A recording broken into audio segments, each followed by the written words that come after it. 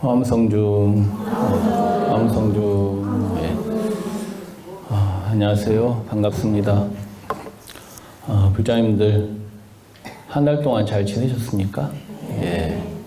게으르지 말고 부지런히 정진하라. 이 부처님의 말씀은 불방일 정진, 그죠? 방일하지 말고 정진하라. 한자로는 불방일 정진이다. 게으르지 말고 정진해라. 이 부처님의 법문은 보통 여러분들 부처님께서 언제 하셨다고 알고 계세요? 언제? 공부를 많이 시킨 보람이 좀 있네요. 열반하실 때, 부처님 돌아가실 때 최후의 설법이 있죠? 재행무상 불방일 정진. 모든 것은 변한다. 모든 것은 변한다. 게으르지 말고 정진해라. 부처님 마지막 설법으로 유명하죠. 게으르지 말고 정진해라. 모든 것은 변한다. 모든 것은 변하니 게으르지 말고 정진해라. 부처님 마지막 설법이에요. 임종 직전에, 열반 직전에 그 말씀하셨어요. 정말 쉬운 법문이시죠. 그렇지만은 정말 대대손손 남을 말씀이세요.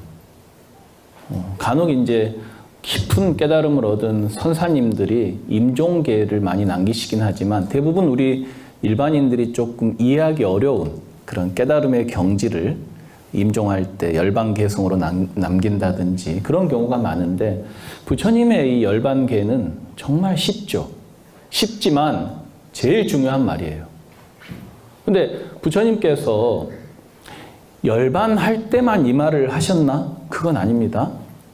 부처님께서 계속 자주 제자들에게 하셨던 말씀이 게으르지 마라.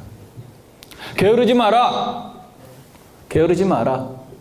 게으르지 마라. 부지런해라. 게으른 사람은 부처님도 구제 못한다. 게으르지 마라. 부처님 제일 많이 잔소리했던 게 그겁니다. 제자들한테 게으르지 마라. 부지런해라. 부지런해야 된다. 열심히 정진해라. 여러분들 사회생활도 일반 생활도 열심히 하는 사람 당할 수 있어요? 없어요? 있어요? 없어요? 있어요? 편법을 써서 술책을 써서 그 사람을 잠시 이길 수는 있어도 영원히 이길 수는 없죠? 열심히 하는 사람, 최선을 다하는 사람은 이겨낼 수 없어요. 사회생활도 마찬가지입니다. 이 마음 공부도 마찬가지예요. 기도하는 것도 마찬가지예요. 전심전력, 온 마음을 기울여서, 온 힘을 기울여서 정진을 해야 가피가 있고 공덕이 있는 거예요. 그냥 취미생활로 시간이 좀 남으니까 종교생활 좀 해볼까. 자기 할 거 다 하고 놀 거 다 놀고 시간 남을 때 그래 내가 혹시 모르니 공덕을 좀 지어야지. 네. 그런 시간에 절여와서 기도하고 이런 마음으로는 공덕과 가피가 없습니다. 낙숫물이 바위를 뚫듯이 여러분들 낙숫물이 한 방울 한 방울 똑똑똑똑 떨어지지만 그것이 바위를 뚫어야 안 뚫어요? 뚫지요. 그러니까 정진이라는 것은 변함없이 초지일관 해나가야 돼. 누굴 위해서? 스님에게 잘 보이기 위해서. 여러분들은 스님에게 잘 보이기 위해서. 그런 경향이 없지 않아 있는 것 같기도 한데 자기 자신을 위해서. 근데 부처님은 제자들에게 제일 많이 잔소리했던 게 그거예요. 게으르지 마라. 정진해라. 부지런해라. 근데 오늘 이야기는 부처님 열반하실 때 하셨던 이야기가 아니고 부처님께서 이제 바이샬리에 그런 도시, 바이샬리라는 도시에서 부자들에게 또 하셨던 설법이에요. 바이샬리. 그래서 바이샬리라고 하는 도시는 외살리 또 비하리 이렇게 또 부르기도 하는데 인도말로는 불교의 8대 성지 중에 하나입니다. 8대 성지. 4대 성지 그러면 부처님 탄생지, 부처님 성도지, 부처님 초존 법륜지, 부처님 열반지. 그래서 부처님 탄생지는 눈빈이요. 부처님 송도지는 보드가야요. 부처님 초전 법륜지는 사르나트요. 부처님 열반지는 쿠시나가라다. 이게 4대 성지입니다. 그리고 8대 성지로 이제 우리가 드는 경우는 이 네 군데 외에 부처님께서 가장 많이 머무시면서 교화를 펼치셨던 곳, 부처님께서 주요 활동했던 거점지, 이게 이제 8대 성지에 들어갑니다. 그 중에 하나가 이 바이샬리가 들어가요. 바이샬리는 부처님께서 가장 살아계실 때 사랑하셨던 도시였다. 부처님께서 교화도 많이 하셨고, 또 어디가 있나요? 마갈타국에 가면 왕사성, 라자그라하, 거기도 이제 8대 성지에 들어갑니다. 왕사성, 영축산이 있는. 그리고 한 군데는 사위성, 코살라국의 사위성, 금강경의 무대가 되는 기원정사가 있는 곳. 그리고 이제 한 군데, 마지막 8번째 중에 한 군데는 어딜까요? 쌍카시아. 쌍카시아라는 곳은 부처님께서 어머니인 마야 부인을 만나고 돌아가신 어머니, 어디서? 도솔천에서. 부처님 정도 되면 막 돌아가신 부모님도 만나고 올 수 있는 거예요, 여러분들. 여러분들도 수행 열심히 하셔서 돌아가신 부모님도 만나 뵙고 오시고. 부처님께서 마야 부인, 돌아가신 어머니, 부처님 어머니는 언제 돌아가셨어? 부처님 노차마차, 그죠? 일주일 만에 돌아가셨잖아, 마야 부인. 그래, 어머니가 보고 싶어서 부처님께서 어머니께 법문을 하고 내려오셨던 곳, 쌍카시아라는 곳이 있습니다. 그리고 이제 이게 8대 성지고, 10대 성지 그러면 두 군데가 더 들어가는데, 부처님께서 29년간 왕자로 보냈던 카필라성, 그리고 나머지 한 군데는 부처님께서 6년 고행하셨던 전 정각산이라는, 이렇게 해서 총 이제 불교의 10대 성지, 8대 성지, 4대 성지가 있다. 오늘 이제 바이샬리라는 곳과 관련된 부처님의 이야기인데, 이곳은 8대 성지에 들어가고, 이 바이샬리는 좀 전에도 말씀드렸듯이 부처님께서 가장 사랑하셨던 도시, 그리고 그 당시에 많은 인도의 국가들이 있었는데, 그 많은 국가 중에서 공화제를 실시했던 그런 국가예요. 이 바이샬리라는 곳은 이 밧지국의 수도였습니다. 밧지국. 근데 여러 부족들이 민주공화제를 실천했던 곳이에요. 민주공화제. 그 당시에 민주공화제가 쉽지 않은 일이잖아요. 봉건주의 시대잖아. 봉건 왕권 시대. 그래서 지금도 인도에서는 매해 국회가 열리면 바이샬리에 가서 우물물을 떠다가 국회에서 세례식을 하고 시작합니다. 그 바이샬리의 그 공화제 민주적인 운영을 본받자, 이렇게 해서. 또 바이샬리는 어떤 곳이냐? 비구니 스님이 출가하신 곳이에요. 그러니까 비구니 제도가 생긴 곳이에요. 진보적인 도시다, 혁신적인 도시고 개방적인 도시였다. 그래서 부처님께서 비구니를 출가를 허락한 곳이에요. 그러니까 비구니라는 게 생긴 곳이에요. 비구니. 여러분들 비구니 알죠? 몰라요? 비구니라는 문화가 생긴 거예요. 불교만이 유일하게 여성 종교인을 남성 종교인과 동등하게 대우를 해주잖아요. 평등하게. 같은 종교인이죠. 부처님께서는 여성 출가를 바이샬리에서 허락하셨어. 왜? 거기가 그 여성 출가를 허락할 수 있는 곳이었기 때문에. 사회적 분위기가 진보적이고 앞서 있고 문화적으로. 부처님께서 그래서 사랑하셨어요. 또 바이샬리는 뭘로 유명하냐? 대승불교의 가장 유명한 거사님 누구죠? 유마거사님께서 탄생하신 곳이고, 유마거사님께서 교화하셨던 곳이에요. 그러니까 대승불교에서도 가장 중요한 지역입니다. 또 어떤 걸로 유명하냐? 바이샬리는 상업이 발달하고 부유한 도시였다 그래. 그래서 부처님과 제자들이 다른 도시에서는 탁발을 하셨는데 직접 밥그릇 들고 나가가지고 걸식을 하셨단 말이에요. 근데 바이샬리에서는 탁발을 안 하셨다는 거예요. 그냥 부처님과 제자들이 여기 어디 길 옆에나 어디 장소를 정해서 바루를 쭉 놔두면은 사람들이 와서 그냥 다 담아줬다는, 굳이 안 나가도. 근데 유명한 사건이 뭐가 있냐면, 부처님께서 바이샬리에서 제자들하고 바루를 다 놔뒀는데 어느 날인가는 부처님 바루가 없어진 거예요. 다른 바루에는 다 음식이 들어있는데, 근데 조금 있다가 원숭이가 꿀을 담아가지고 그 부처님 바로 자리에 딱 갖다 놨다는 거예요. 그래서 원후복밀이다. 원숭이가 원후라고 하는 게 제왕후자인데 원숭이를 높인 거예요. 그러니까 심지어는 바이샬리에서는 원숭이가 부처님께 꿀을 공양 올렸다는 거예요. 꿀을 따가지고 가가지고 부처님 바루를 들고 가서 부처님이 아니면 그런 일이 일어나겠습니까? 참. 저는 산에 가면은 지나가는 강아지도 무서워서 피해 다니는데 강아지가 저를 무서워하는 거겠죠. 아니, 쬐깐한 강아지가 더 무서워. 막 물으려고 달라붙으면 더 무섭더라고. 괜히 또 피하다가 그잖아요. 강아지 다치기라도 하면 큰일 나지 않습니까? 근데 부처님은 동물들조차도 그렇게 어려워하지 않고 그렇게 와가지고 꿀을 공양을 올렸다는 거예요. 대단하죠? 그게 이제 바이샬리인데, 이 바이샬리는 여러 부족들이 이제 공화제, 민주공화제로서 운영이 되는 동맹국이었어요. 그래서 이제 우리가 보통 밧지국이다 이렇게 부르고, 그리고 수도는 바이샬리입니다. 근데 이 밧지국은 이 여러 부족 중에 가장 대표적인 부족이에요. 밧지족. 그리고 가장 또 대표적인 부족이 리차비족이라고 있습니다. 리차비족. 그래서 바이샬리 하면 리차비족, 밧지족 유명해요.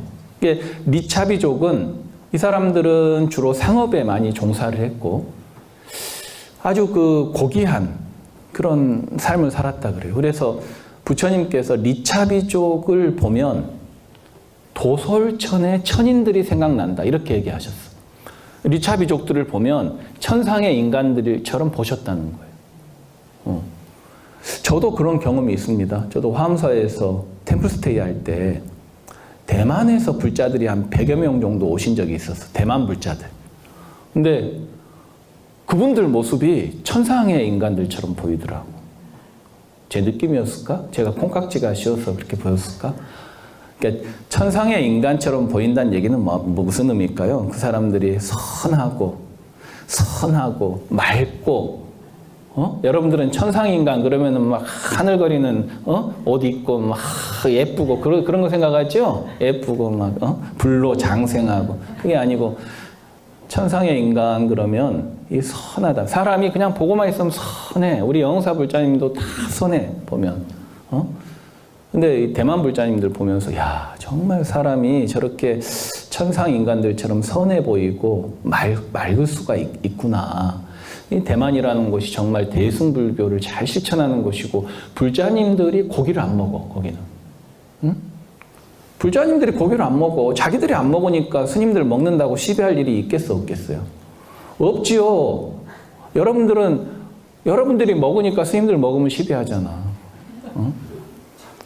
원래 자기가 안 좋은 일을 하면 시비를 거는 거예요. 안 하는 사람은 시비를 안 걸어. 담배 안 피는 분이 담배 피는 사람 시비하든가? 시비하는 사람도 있죠, 물론. 아무튼 간에 이 리차비족은 그런 종족이었고, 이 밧지족이 이 밧지국의 거의 이제 막 가장 다수의 부족이었던 밧지족. 이 밧지족도 경전에 보면 많이 나옵니다, 밧지족. 이 바이샬리를 부처님께서 교화하신 이야기는 유명한데 원래 바이샬리는 부처님께 초반에 귀의했던 곳은 아니죠. 부처님께서 이제 교화 초반에는 주로 마갈타국을 교화를 하셨는데 마갈타국 북쪽에 이 바이샬리 밧지국이 있습니다. 근데 이 바이샬리에 어느 해인가 기근이 가뭄이 심하게 들었다는 거예요. 엄청나게 들어서 굶어 죽는 사람도 많고 나라가 폐허가 된 거예요. 그래서 이 사람들이 귀족들이 모여서 밧지족하고 리차비족들 귀족들이 모여서 의논을 하기를 성인을 모시면 위대한 성인을 모시면 이 가뭄을 해결할 수 있을 것 같다. 우리가 그 사람들이 기우제도 하고 많이 했겠죠. 근데 안 되니까 성인을 모셔보자. 저기 마갈타국에 부처님이 출연하셨다더라. 부처님을 한번 모셔보자. 이래가지고 부처님을 이제 초청을 한 거예요. 그러니까 부처님이 이 바이샬리를 향해서 가시는데 부처님이 이 바이샬리를 가려면 겐지스강을 건너야 되는데 부처님께서 겐지스강을 건너시는데 비가 막 온 거예요. 건너서 이제 도착하시기 직전에 바이샬리에. 그러니까 바이샬리 사람들은 그냥 자동적으로 귀의가 돼버린 거야. 그런 것들로 인해서. 그래서 이제 부처님께서는 여러 면에서 바이샬리에서도 마지막 안거도 하셨고, 이 바이샬리의 사람들을 제일 사랑했는데, 이 바찌족 같은 경우는 주로 이제 주류 부족이었고, 농사도 많이 짓고, 이런 사람들이었어요. 이 귀족도 있고. 근데 중요한 건 오늘 드리고 싶은 말씀 뭐냐면, 이 바찌족들은 잠을 잘 때 볕단을 베고 잤대요. 볕단. 여러분들 볕단이 뭔지 알죠? 아시죠? 근데 일부러 그런 건 아니고, 이 사람들은 그러니까 이제 좋은 베개를 베고 잘 수도 있음에도 불구하고 볕단을 베고 잤다는 거예요. 볕단을 항상. 볕단을 베고 잤다는 의미는 뭐예요? 잠을 적게 잤다는 거예요. 근면했다는 거예요. 볕단을 베고 잤다는 얘기는 여러분들이 뭐 일부러 좋은 베개를, 그렇죠, 일부러 좋은 베개를 베고 잘 수 있음에도 불구하고 볕단을 베고 잤다는 거예요. 왜? 잠을 적게 자기 위해서. 여러분들이 인도에서는 이 깃털로 만든 베개를 베고 잔다, 이러면 호화스러움, 사치함을 상징합니다. 깃털로 만든 베개를 베고 해 뜰 때까지 잔다. 우리 보살님들처럼. 해가 떠도 잔다. 밤과 낮이 바뀌었다. 어떤 경우는 그런 분은 없을 것 같아요. 밤낮이 바뀐 분. 그러니까 깃털로 만든 베개를 베고 잤다는 건 게으르다는 의미예요. 해가 떠도 늦게까지 잔다는 의미고, 이 바찌족들은 볕단을 베고 잤다. 그래서 검소하고 부지런했다는, 부지런. 근데 왜 이들이, 이 바찌국 사람들이 이렇게 검소하고 부지런하게 살았는가? 볕단을 베어 가면서까지. 왜냐하면 이 바찌국은, 바이샬리는 강대국으로 이렇게 둘러싸여 있었어. 강대국. 마갈타국, 그 당시에 가장 강력했던 왕국이죠. 마갈타국이 남쪽에 있고, 또 코살라국, 마갈타국만큼이나 강성했던 국가 코살라국이 또 바로 왼쪽 서쪽에 있어요. 그러니까 그 당시에 가장 강력했던 제국이 마갈타국, 코살라였는데 그 두 군데하고 국경이 닿아 있어요. 그렇기 때문에 여긴 작은 나라였단 말이에요. 바찌국은. 이 사람들은 이 강대국들 틈바귀에서 근면하고 검소하지 않으면 이런 약소국으로서 독립성을 유지하고 주체적으로 살아갈 수가 없었던 거예요. 그런 이제 환경적인 요인도 있었다는 거예요.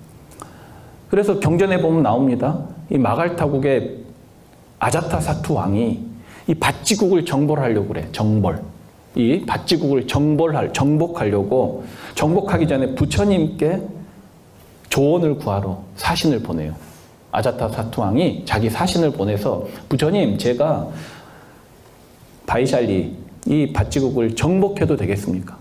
그러니까 부처님께서 정복하라, 정복하지 말라, 이렇게 말씀 안 하시고 바찌국 사람들이 어떻게 생활하는지를 예로 들면서 나라가 망하지 않는 7가지 법에 대해서 가르침을 주세요.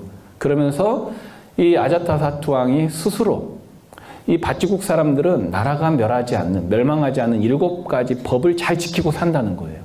그렇기 때문에 니네가 군사를 동원해서 치려고 해도 손실만 있지 정복이 쉽지 않을 것이다.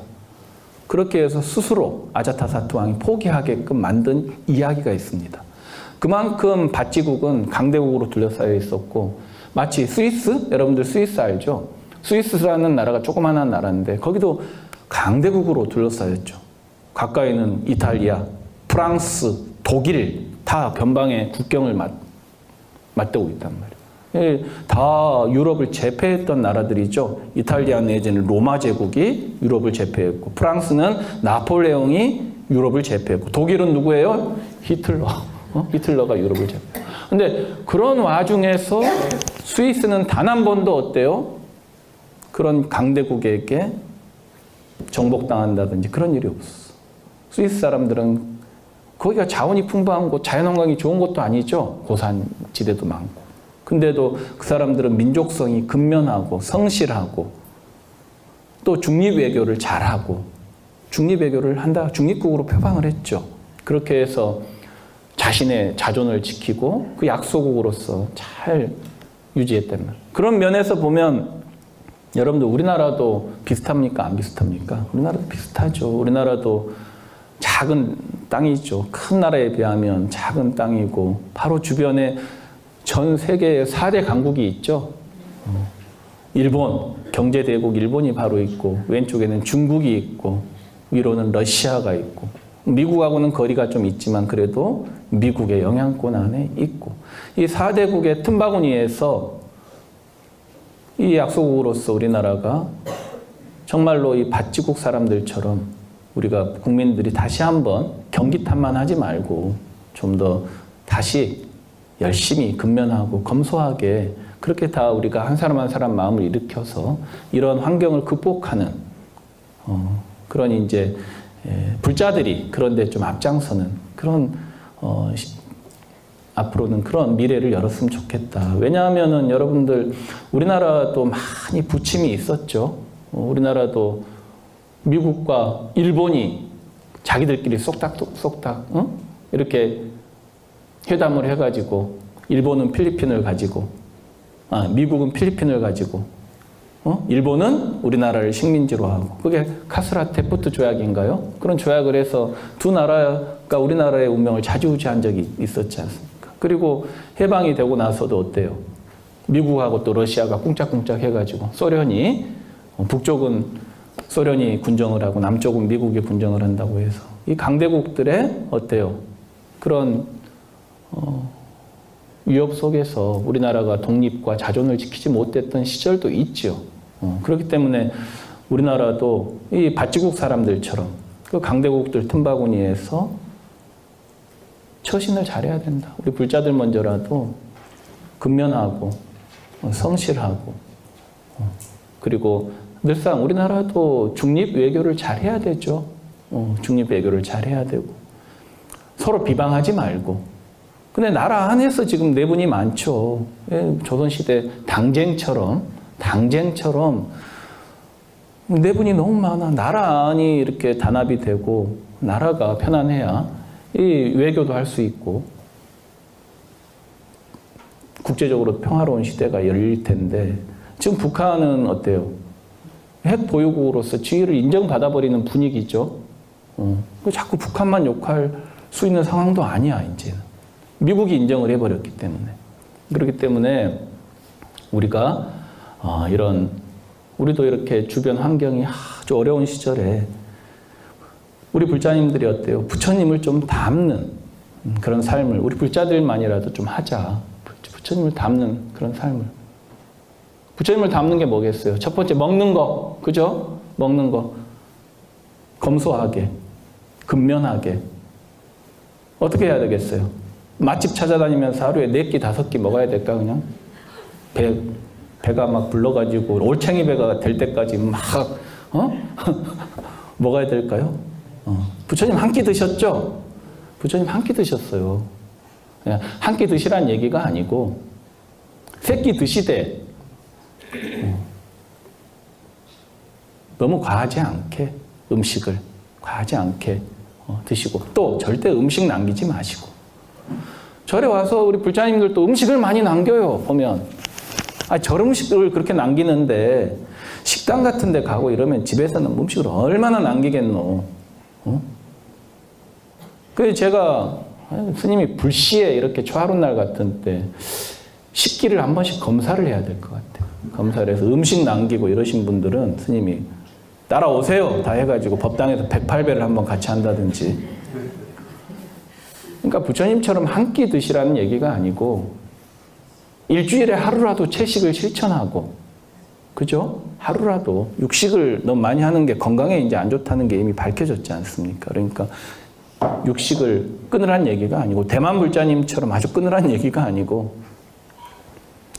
일주일에 하루라도 부처님처럼 그렇게 절식, 소식, 절제된 식사를 하시고 그리고 음식 남기지 않는 거. 먹는 것부터 우리가 검소하고 근면하게. 또 입는 거. 입는 것도 여러분들 옷장에 옷이 많아요, 적어요? 뭔 옷이 어디 있는지 알아요? 내 옷이 어디 있는지 다 알아요? 아는 사람 몇 안 될 것 같은데. 옷장을 열어보면 옷이 저기 옷 수거함 보는 것 같아, 스님이 봤을 때는. 응? 쓰레기통이라 그러면 좀 그렇고. 옷 수거함. 응? 거기서 이제 자기 마음에 드는 옷을 찾는 것도 시간이 걸려. 이거 입어보고 저거 입어보고. 응? 부처님 옷 한 벌로 사셨죠? 일의일발. 옷 한 벌, 밥그릇 하나. 그러니까 대신에 있는 옷을 깨끗이 빨아서 입고 냄새 나지 않게 잘 다려서 입고 그런 게 중요한 것이지 그냥 옷이 굳이 많이 필요 없는데도 그 유행 따라 다 사서 쟁겨놓고 그걸 갖다가 어디 있는지도 모르고 금생에 다 입을 수 있어요? 금생에는커녕 한 삼생이 뭐야? 다음 생에까지도 입을 수 있는 옷이 있잖아요. 그런 옷들을 여러분들이 한 번씩 정리를 해서 기부하고 쌓아두지 마시고 그 옷으로부터 내가 속박을 받는 거잖아요. 그런 것들을 여러분들이 중고 의류 같은 거 모아가지고 미얀마라든지 이런 제3세계로 보내면 그 사람들이 다 새 것처럼 입어요. 판매가 돼. 오히려 거기서는 싼 가격에 판매가 돼서 옷 없는 사람들이 다 옷을 입을 수가 있다고. 그러니까 여러분들 그런 것부터 좀 실천을 합시다. 먹는 것도 좀 절제하시고 또 입는 것도 어때요? 좀 옷도 한 번씩 옷장도 한 번씩 정리해서 기부도 하고. 그리고 세 번째는 뭐예요? 이제 집, 그죠? 자는 거. 자는 것도 마찬가지예요. 그냥 몇백만 원 하는 돌침대에다가 그냥 비단요 깔아놓고 그러고 누웠는데 잠이 안 와. 돈은 억수로 들였는데 잠이 안 와. 집은 그냥 어때요? 지금 우리나라 계속 우리 청라도 그렇고 서구도 그렇고 아파트 계속 짓죠? 근데 집 부족하다 그래요? 남는다 그래요? 아직도 부족하대. 인구가 느는 것도 아닌데 애들을 낳는 것도 아닌데 왜 부족해요? 왜 부족할까? 물론 뭐 한 사람이 여러 채 가지는 그런 병폐도 있겠지만 둘이 사는데 10평, 15평이면 족할 것 같은데 30평, 50평, 80평, 뭐 어떤 사람 100평? 그러면서 그걸 자랑스럽게 얘기하고 다녀. 그런 주거 문화도 좀 검소하게. 제가 일본을 칭찬하는 게 아니고 저는 그 일본에 이렇게 성지순례를 간다든지 사찰에 갈 때 이렇게 일본 주택 같은 걸 보면 이 사람들은 집이 크지 않아요. 가보신 분은 아시죠? 집이 작은데 거기서 알뜰하게, 검소하게, 깨끗하게 관리하고 집이 크면 관리하기만 힘들지. 그래서 그렇게 해서 생활을 합니다. 일본 사람들 우리나라보다 경제가 떨어져 있습니까? 아직은 우리나라보다 앞서 있어요. 경제적으로. 이 사람들 대형차 타고 다니는 거 봤어요?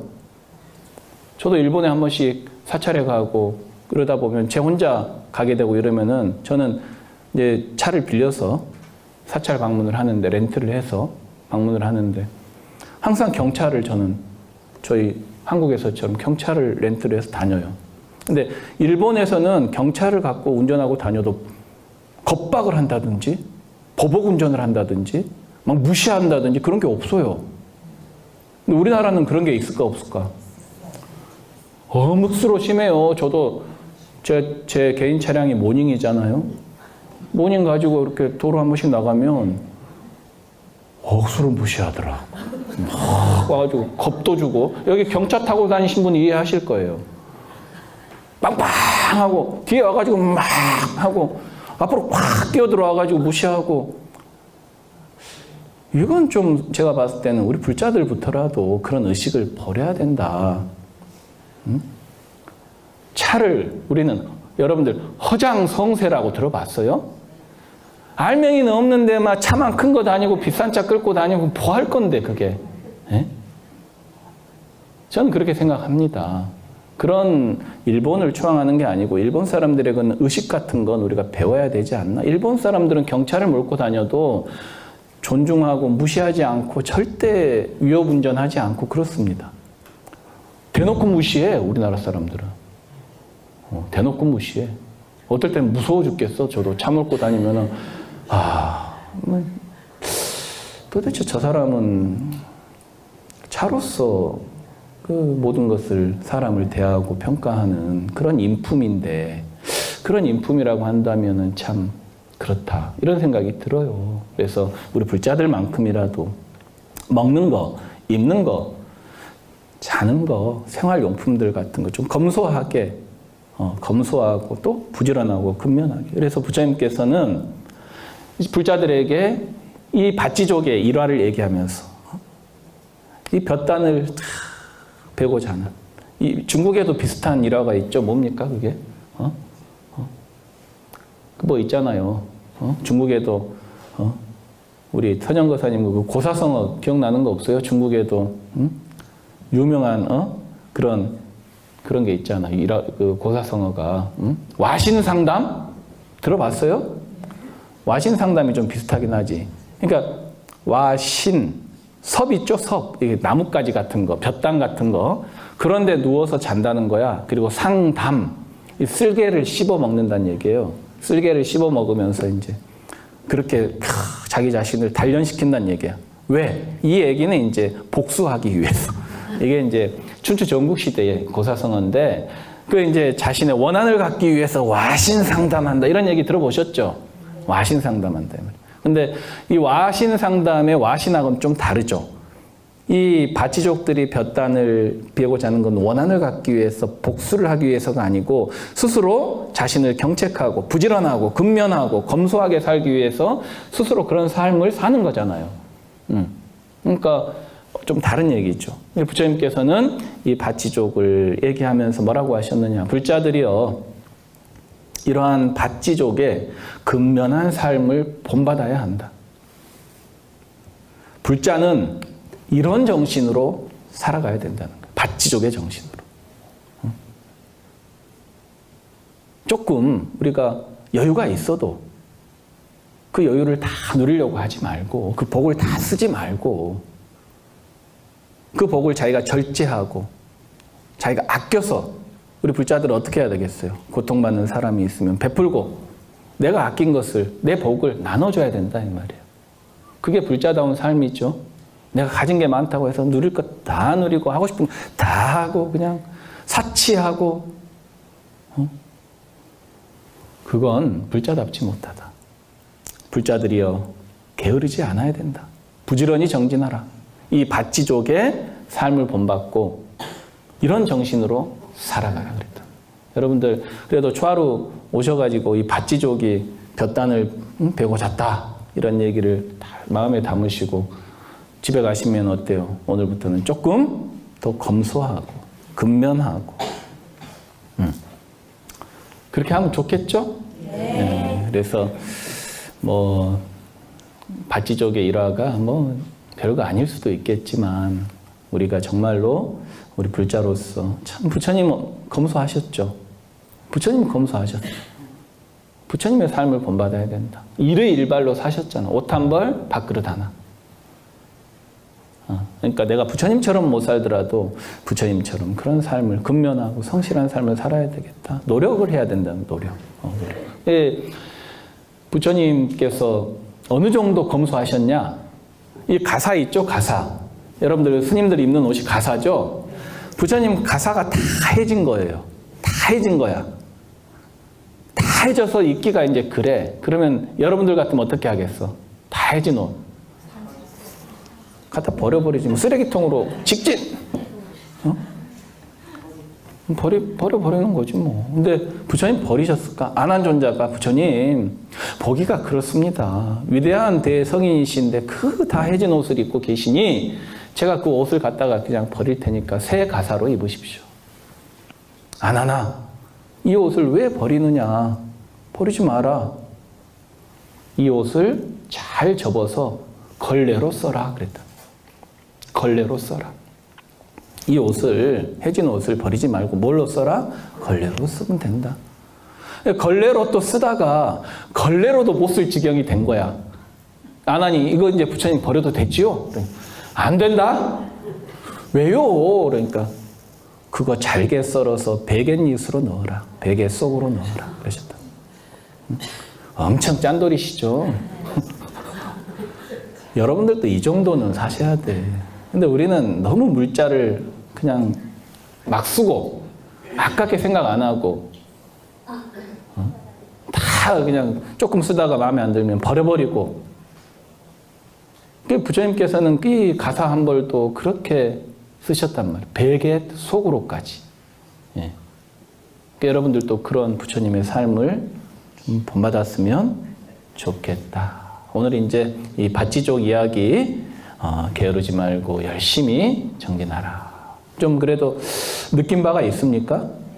네. 좀 깨달은 바가 있습니까? 그러면 이제 좀 집에 가서 여러분들이 이제 삶을 내가 조금 더 절제하고 조금 더 검소하게 사는 방향으로 노력해 보시고 그 남은 여분이 있다면 이제 주위에 어려운 사람들에게 좀 베풀 수 있는 그런 불자들이 되셨으면 좋겠다. 이렇게 말씀을 드립니다.